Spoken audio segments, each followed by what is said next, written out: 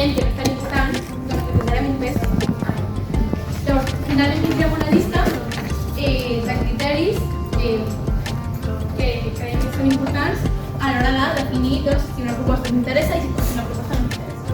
Què farem? Llavors, ara l'objectiu serà desenvolupar-lo, afegir els criteris necessaris per cada pla de llenguatge. Ara mateix el crític antic estarà perdut